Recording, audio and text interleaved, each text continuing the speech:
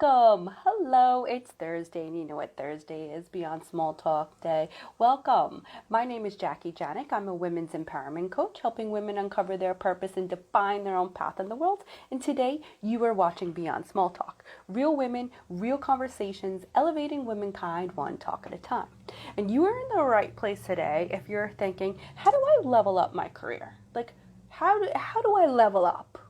How do I become more present in my career? And what does those leadership skills look like? Do you ever think like, hey, I want to lead in this industry, but what does that even look like? So today I'm very excited, and she's on to have Joanna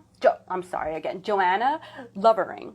I've been tripping over my words today. I'm so sorry. And she's at Copper and Rise, and she's going to bring her expertise, and I'm sure she's wearing some fabulous glasses. Okay, I saw Joanna, and I was like, the first thing I noticed was her frames, and I was like, oh my god, you know my day job is in eyewear. I'm just getting knows how to rock a really cool pair of frames. And that is a branding element of hers. And I'm sure we could talk a little bit more about that. How does that work? Hi. Hi, I'm totally wearing frames, but in order for me to like have the ring light, I kind of have to take them off. But you've been talking about my frames. So Let's now just see them. Maybe I have two ring lights. Maybe I can figure it out. So like I have two, see? Oh, that's okay. I just wanted to be like, we have to see one pair because that's how I noticed you. And I know it's part of, I'm sure your branding and everything. I brought out my, this is my Those are biggest cute. pair. I love my big, yeah. I work in eyewear during my day life. It's been 20 years. So the first thing in marketing. So what did I notice about you? Eyewear. My eyewear. Can I tell you a secret though? Sure. Wait, I'm just gonna turn this one off because then maybe, okay. I think that's doable, right? Yeah. Yeah. So the secret is that I don't need a prescription. These are blue light glasses only. Oh my God. Yeah. Oh my God. So, but you rock them so well. Sorry, I'm still like getting situated. I've always loved glasses. When I was a kid, I had fake glasses. And so this is like a total thing for me that I'm even wearing glasses because even though I don't need them. I need to hook you up. I need to get a pair girl. for you, and we're going to talk on that. And because I have to say, blue blockers is essential, especially as much time as we spend online. And I've been wearing them for now about 4 years, and I can tell when I'm not wearing them. So in the beginning, I'm like, no, I don't know. What is it doing? Yet when I go without them for multiple days, I'm like, my eyes hurt. My eyes hurt. And I at the beginning of the pandemic, I was getting those like real serious behind the eye headaches. So that I'm so glad that I discovered these. And I mean, I have a glasses store here at the Lovering household. I mean, these are the same ones, but like maybe should I wear the blue ones or should I wear these ones? Which ones do you like? I like the blue right now. I think like the blue is just like looks a little marbled with your background. Yeah. I have watched some. Well, first, please introduce yourself. I did not do it justice. I love it. Well, I just came on and I'm like talking to you like we're besties having a cocktail. Well, hi everybody, and I see one of my clients is here, Isa Mendoza. Hi. I'm so excited to be here talking with you today, Jackie. My name is Joanna Lovering. I'm the founder of Copper and Rise. Copper is the color of my hair. Good. And Rise, which is Rise Up in Your Life. I'm an executive presence coach based in New York. I work with clients all over the world, but executive presence is taking control of how you're perceived by others. So I help my clients optimize every data point that someone can make a judgment about you. Hi, Claudia. Nice to see you. So it is essential leadership skills that nobody teaches you except for me. Yeah, well, you found a great niche here. Yeah, I love what I And do. I really do. that's awesome because I saw you on one of these talks during the pandemic, and of Yeah. course, I said the glasses. Yet you also talked about like your background and look at my background. I was like, did my own wallpaper, and I've always enjoyed fashion, yet Yeah. I've wondered how it applies to me as a brand, as myself, and as I want to evolve more and more into leadership and leadership skills, not Yeah. only within my industry, just in general as a woman leader in the world, and I think we need more women leaders. Can you talk a bit about that, like I know it's a heavy topic, meaning there's many things you can start with, but like first maybe let's start with personal brand and leadership. Yeah. Well, here's the thing. Whether we like it or not, everyone is judging us by the way we look, the way we speak, and the way we act. And those are the three Mhm. pillars of executive presence that I Yeah. talk about. I break it up into how you look, how you speak, and how you act. And I am the first person to say I kind of hate that. I hate that. I do.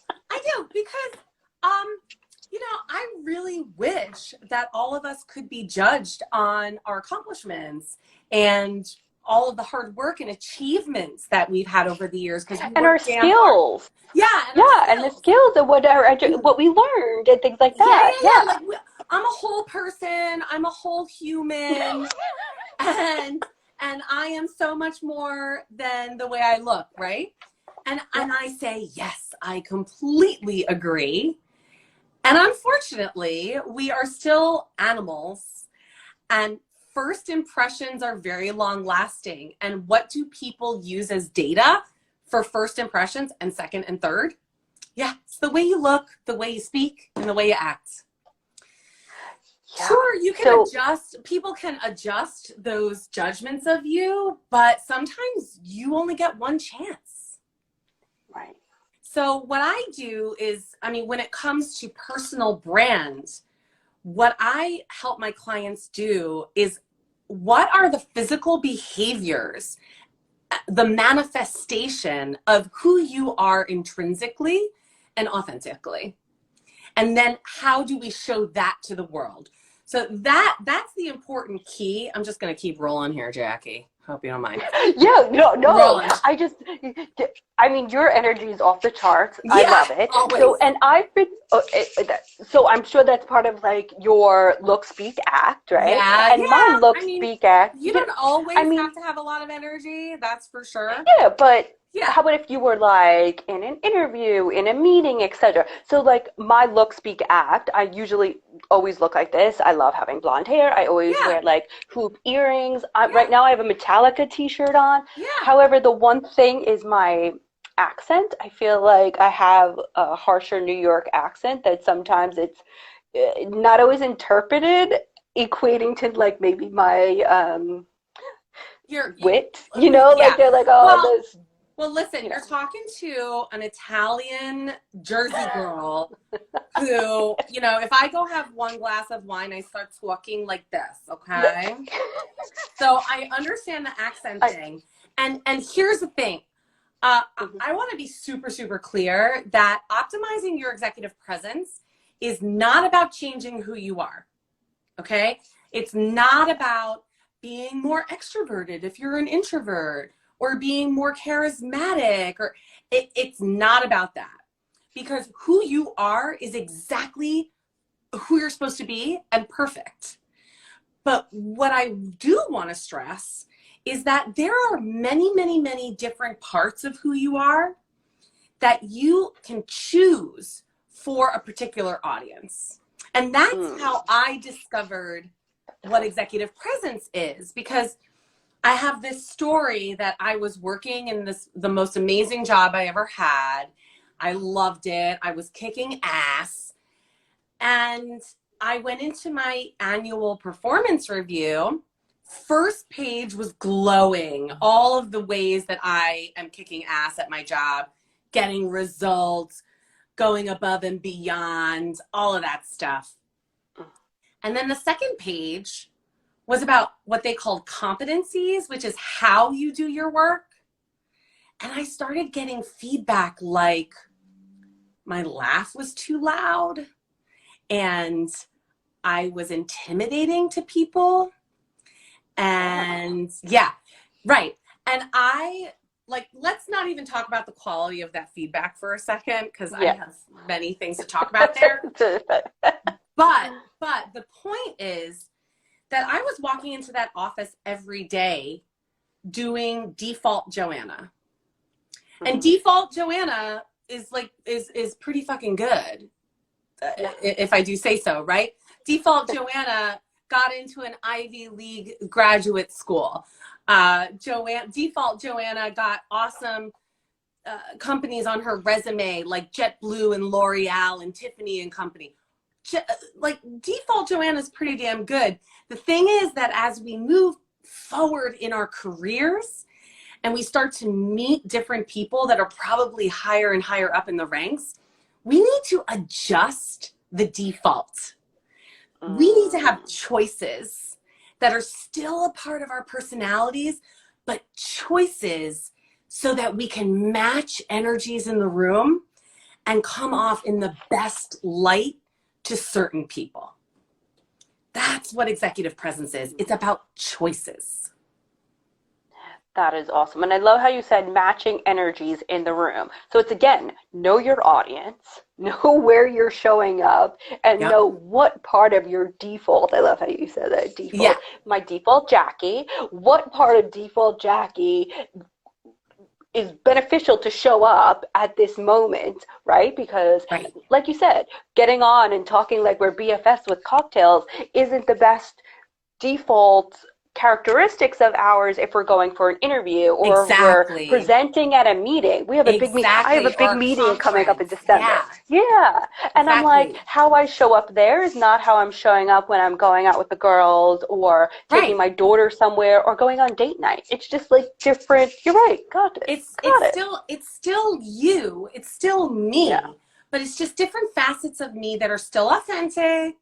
But, you know, as gregarious and energizing as I am, I also have the ability to be a damn good listener and someone who doesn't talk as much. So there are certain scenarios where that is optimal. You crack me up. And that's a great attribute of a coach, right? I was talking yesterday with a fellow coach on Leora. She's got us on the go. We had a pod yesterday, and she was talking about holding the space. Like, you don't always have to fill space with words, right? And if you know that, it works. So that's great. I think that's blowing my mind a little bit, because I think that is the essence of the feedback that I got all those years ago about how I can take over in meetings, I can intimidate some people. It's because I always felt like I had to fill the space. And frankly, filling the space had more to do with my own insecurities than anything else. 100%. Okay, and Coach how many Jackie. people out there?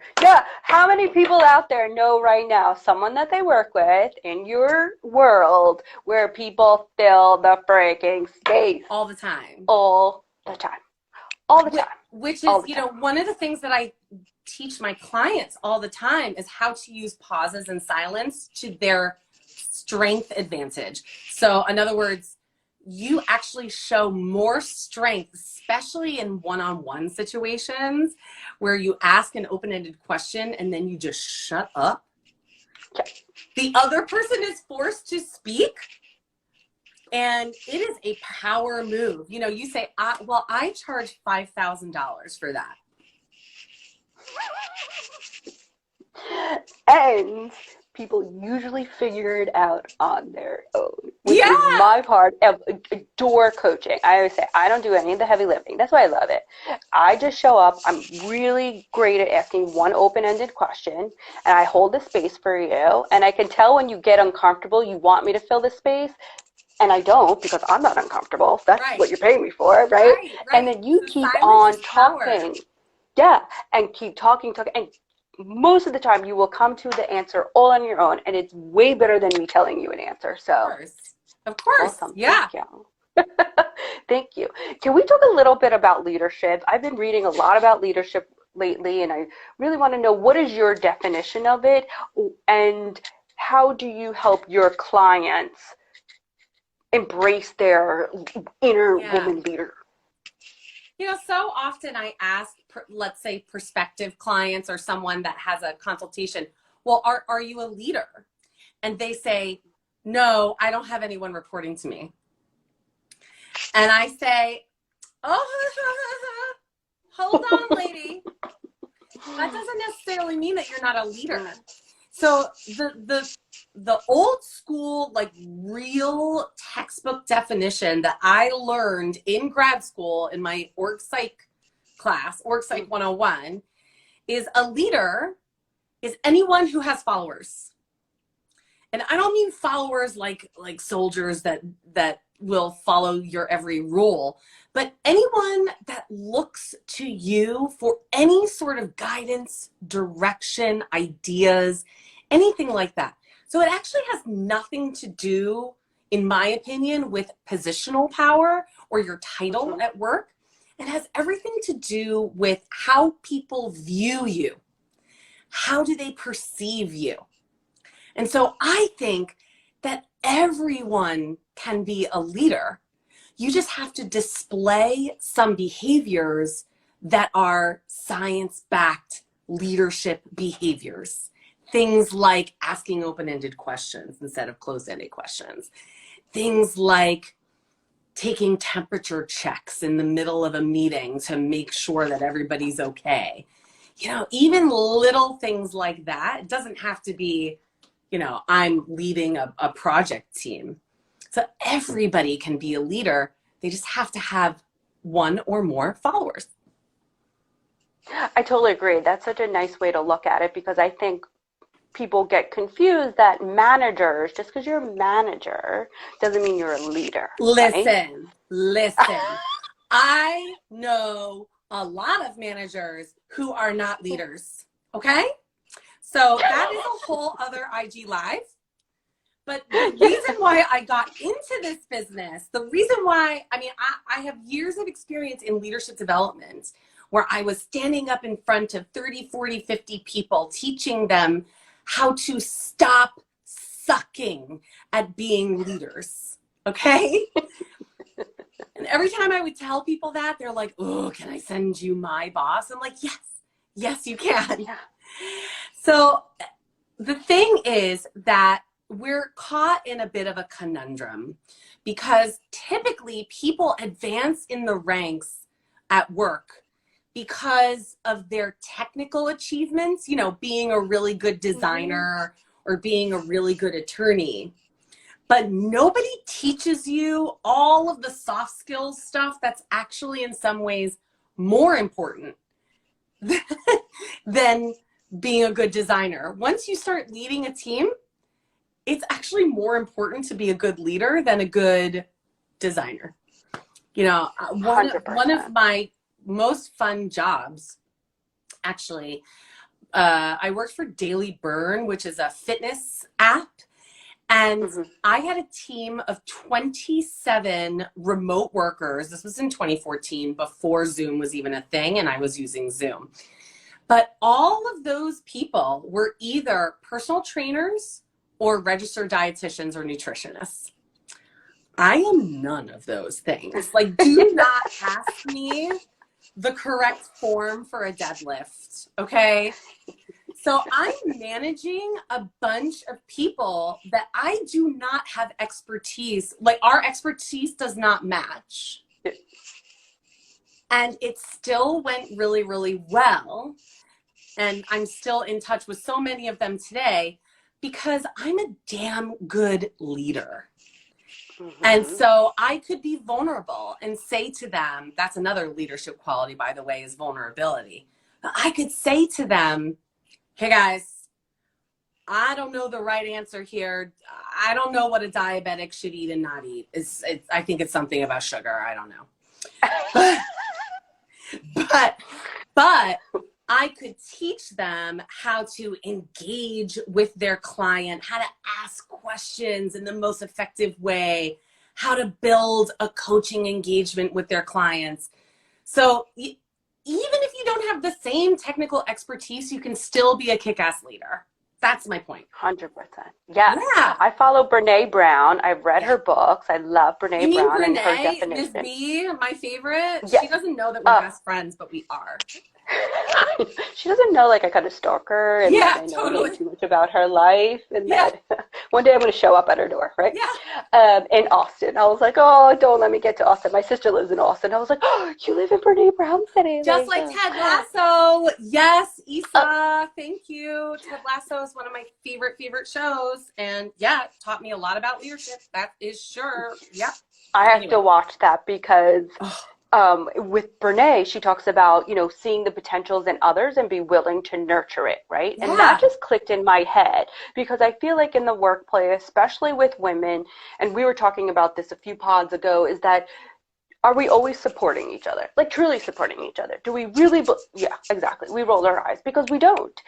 And for me, I started really supporting as a leader because I chose to do that. I set an intention. And in my current day job, I've had three marketing managers grow up and out. And I said, because that's what a leader does. I'm not trying to keep them down in here. And they all bloomed and blossomed like they did that. And I was like, that's because that's what I'm choosing to do. I'm not trying to keep them here for 15, 20 years. I'm in my job. Also, just another thing of a leader that is one of my favorite parts is the hard conversation, right? To willing to have those uncomfortable, hard conversations that many managers try to shut down, not have, we're not talking about it. I thrive when you start saying things and people start getting really uncomfortable and squirmy and their faces are looking all around. No, I'm right here and I'm we're gonna have a hard conversation. I love it because I've been trained and working and doing that and been sitting in it. I've been in the right. Yeah. And the ROI on that is just so worth that few minutes of uncomfortableness for what you get out of those type of conversations.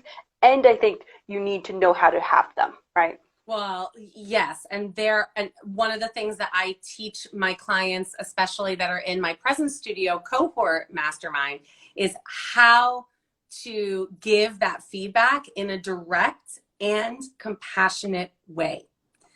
So direct compassion compassionate directness is the most important piece when you're having those tougher conversations. But in the end, they lead to trust.